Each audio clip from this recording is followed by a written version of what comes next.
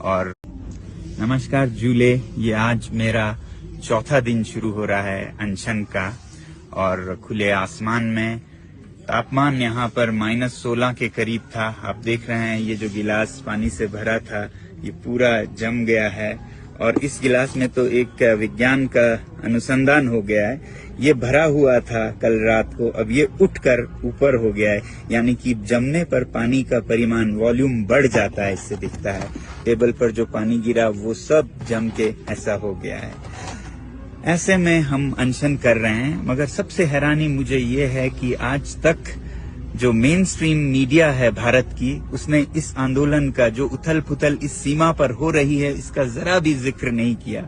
सीमा पार से एक सीमा हैदर आती हैं तो उन पर सैकड़ों घंटे चर्चा होती है, मगर भारत चीन और पाकिस्तान के सीमा पर लद्दाख, इस पर जीरो चर्चा है। आपको पता है, मेरे ख्याल से तो आज भारत के इस सीमा पर हमारे सैनिक सबसे कमजोर स्थिति में हैं, क्योंकि यहाँ पर सबसे बड़े लड़ाकू माने जाते हैं लद्दाख स्काउट्स, सिख रेजिमेंट्स और गुरखा रेजिमेंट्स। आज लद्दाख के सैनिकों का मनोबल टूटा है, ठेस पहुंचा है, क्योंकि लद्दाख को न लोकतंत्र दिया गया है न संरक्षण।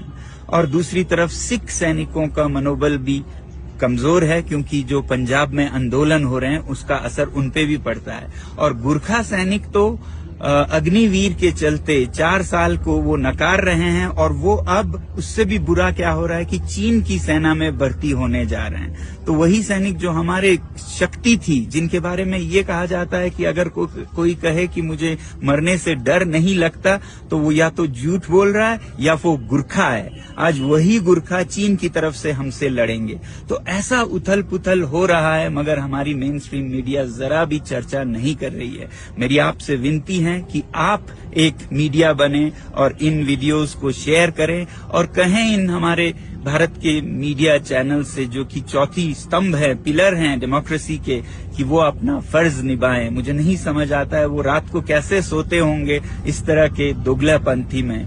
मुझे उम्मीद है कि आप सब लद्दाख का समर्थन करेंगे, भारत की सीमा की सुरक्षा का समर्थन करेंगे, क्योंकि लद्दाख के संरक्षण में ही भारत की सुरक्षा है। धन्यवाद।